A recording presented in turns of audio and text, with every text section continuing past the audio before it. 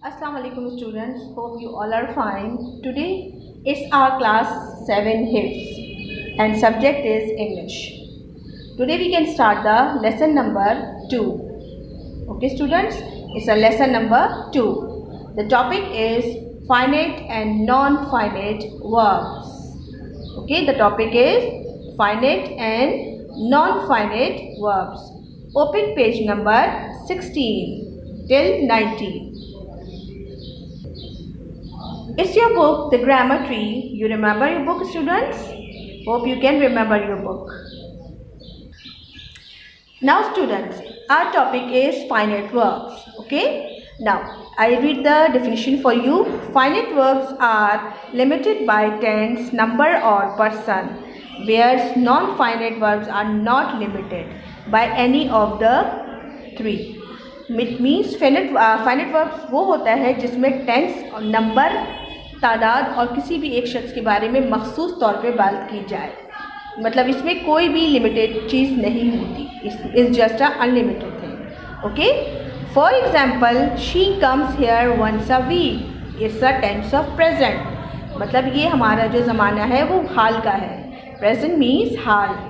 She came here twice last week. It's a past tense. मतलब वो आया था पिछले हफ्ते मेरे घर में. वो आई थी कितने दफ़ा? ट्वाइस मीन्स हफ्ते में 2 दफ़ा. इसमें हमें क्या बताया गया है? वीक के बारे में बताया है प्रेजेंट में, और हमें पास में क्या बताया है? ख़ास वक्त बताया है कि कितनी दफ़ा आई थी. वो 2 दफ़ा आई थी लास्ट वीक में. Okay students,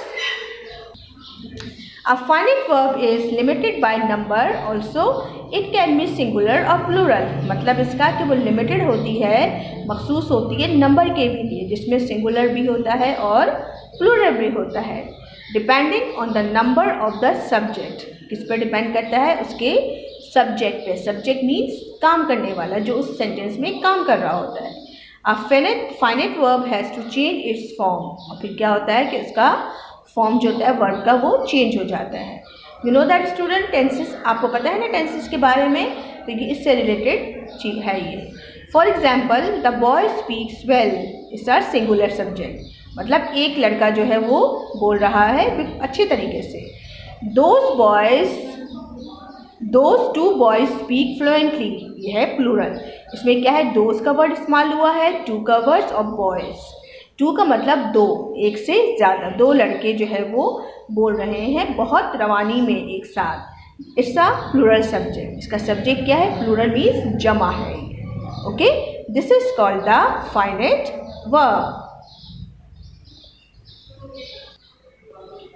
now second topic is non-finite verb. Non-finites are those verbs that are not limited by number, person और tense. नॉन फाइनाइट वर्ब वो होता है जिसमें कोई लिमिटेड नहीं होता है. मतलब कोई मखसूस बात नहीं होती नंबर के बारे में, इंसानों के बारे में और टेंस के बारे में. इसमें हम कंटिन्यूस का मतलब होता है जारी रहना. कंटिन्यूस में बात, हम काम का जारी रखना बात करते हैं इसमें. They are not essential in a sentence. मतलब कोई भी चीज़ काम का जारी रहना, चाहे वो पास्ट की हो, माजी की हो, हाल की हो या मुस्तकबिल की हो. They are used to express various shades of meanings. और इसके मुख्तलिफ किस्म के अल्फाज के मायने हो जाते हैं. ठीक है. These are 3 kinds of non-finite: participle, gerunds and infinites. First I explain you participle. Participle that end in ing and represent a continuing or incomplete action are called present participle. I give you the example of. Means इसमें continuous का इस्तेमाल होता है, काम का जारी रहना. Okay, example, I saw a man carrying a basket of fruits. मैंने एक आदमी को देखा जिसने पकड़ा हुआ था बास्केट जो फ्रूट से भरा हुआ था. कैरिंग मीन्स पकड़ना, उठाना, इसको कैरी करना. Participle that end in ed, en or rt and represent a completed action or state of the thing spoken of are called past participle. Past participle का मतलब होता है जो काम माजी में किया गया है. Okay, example, blinded by rage he stormed out of the room. participle that take the form having a past participle and represent an action completed at some time in the past are called perfect participle. Okay, जिसमें हमारा was, were, shall, will, be, this is called the future participle. Okay, past participle. Students, I give you an example of this finite or non-finite verb. I wake up at 5 o'clock. It's a finite verb because in this sentence, मतलब इस sentence में हमें time के बारे में बताया जा रहा है. क्या बताया जा रहा है कि मैं उठी थी सुबह 5 बजे. 5 o'clock means 5 बजे. तो ये this is called the sentence finite verb. Okay students. Now second is this. I like reading book. I like reading book. इसमें हमने read के साथ ing लगाया है. इस मीन्स ये कंटिन्यूस का. कंटिन्यूस का मतलब होता है काम का जारी रहना. मुझे पसंद है किताब को पढ़ना. क्या करना? पढ़ना. रीडिंग का मतलब पढ़ना. ओके, ing का वर्ड इस्तेमाल हुआ है. This is called the infinite verb और it's called also called a gerunds. Gerunds का मतलब भी यही होता है कंटिन्यूस का, काम का जारी रहना. Number 3 is she has watching TV since morning. इसमें हमें फाइनेट और नॉन फाइनेट दोनों सेंटेंस हमें मिल रहे हैं. इसमें वॉचिंग नॉन फाइनेट और सिंस मॉर्निंग फाइनेट. मतलब हम सेंटेंस में फाइनेट और नॉन फाइनेट दोनों यूज़ कर सकते हैं. एक तो हमने वॉचिंग यूज़ किया और दूसरा हमने इस्तेमाल किया सिंस मॉर्निंग. सिंस का मतलब होता है सुबह से. मॉर्निंग का मतलब सुबह और सुबह से. Okay students, I hope you can understand my explanation and then now we can start the written work of this sentence chapters. Okay, now students, it's a page number 18, exercise B. We can do this exercise.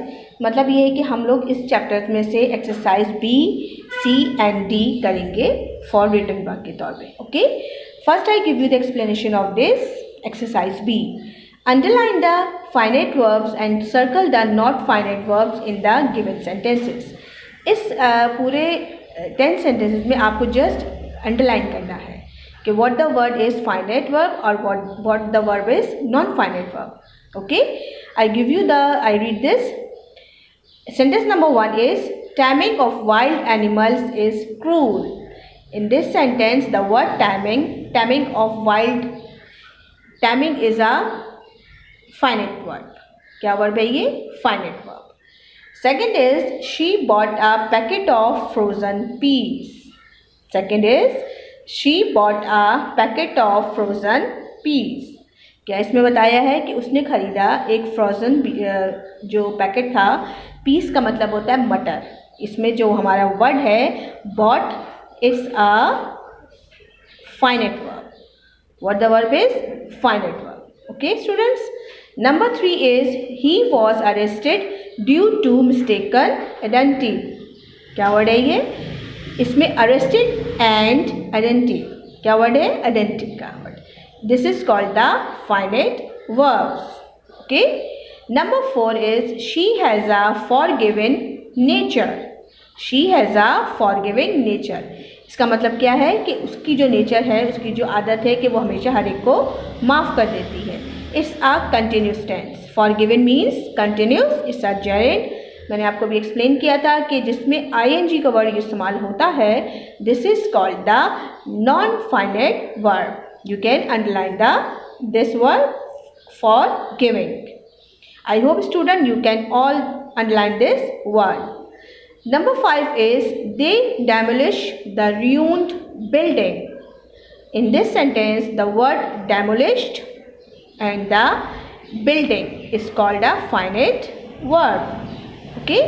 Number 6 is he took the broken cycle to the repair shop. The word broken is a finite verb. Students, I hope you can understand what I explain you. मुझे उम्मीद है कि आपको समझ आ रहा होगा मेरा explanation. Number 7 is his kind gesture helped in cooling tempers. उसका जो नरम मिजाज, रहमदिल मिजाज जो है, जो वो लोगों का टेम्पर लूज़ करने की, मतलब जो लोग बहुत गुस्से में आ जाते हैं तो उनको जब कूल करते हैं तो एक काइंड पर्सन ही, एक रहमदिल इंसान ही उनको कूल कर सकता है। कूलिंग का मतलब, यहाँ मतलब कूलिंग वो नहीं है कि ठंडा करना, बर्फ़ डालना। इसका मतलब ये है कि किसी इंसान को जो गुस्सा कर रहा है उसको प्यारा मोहब्बत से समझा देना उसको। Cooling word is non finite, क्योंकि बिकॉज इसमें ING यूज़ हो रहा है ना, तो this is called the non finite verbs. Number 8 is their parents tried to bring them together. Their parents trying to bring them together. इसका मतलब है कि उनके वालिदैन कोशिश कर रहे थे कि सब एक साथ रहें, मिलजुल के रहें। In this sentence, tried, the word is finite verb. Okay. Number 9 is they demanded a written apology from him. मतलब उसका मतलब कि उसने डिमांड किया था, उसने मुतालबा किया था कि उसको रिटर्न में माफ़ीनामा चाहिए। क्या चाहिए? माफ़ीनामा। In this word return is non finite verb. Okay.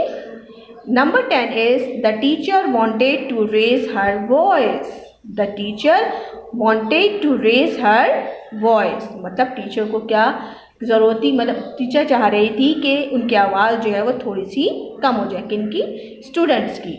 In this sentence wanted is a non finite verb. क्या वर्ड है ये? Non finite. Now students, the next topic page is page number 19 and exercise is D. Exercise C. Combine the following pairs of sentencing by using infinites. Okay, I give you the explanation before. Combine the following pairs of sentences by using infinites. मतलब combine करना है इन sentence को, दो इनके दरमियान एक word infinites का word आएगा जो कि आपको इसको कंबाइन करके कॉपी में कॉपी करना है। स्टूडेंट्स, आप सबको पता है ना इस चीज़ का कि कॉपी में किस तरीके से कॉपी करेंगे। आप लोग अपना सारा काम उतारेंगे, 1 by 1 सेंटेंस उतारते जाएंगे, देन आंसर लिखेंगे इसका, फिर सेंटेंस उतारेंगे, फिर आंसर लिखेंगे। इस तरीके से इसके 1 2 3 4 5 6 7 8 सेंटेंसेस करेंगे। कितने sentences? It's 1 2 3 4 5 6 7 8 sentences in exercise C. Now second is exercise D. It's same thing, इसमें भी सेम वही काम है। Combine the following pairs of sentences by using participles. इसमें हमने क्या यूज़ करना है? participles. ये दो सेंटेंस है। For example, the watchman open the gate, we entered. इनके बीच में एक वर्ड आएगा participle, then it's join the sentences. Okay. Number 1, number 2, number 3, number 4, number 5, number 6, number 7, number 8. It's 8 sentences of exercise D.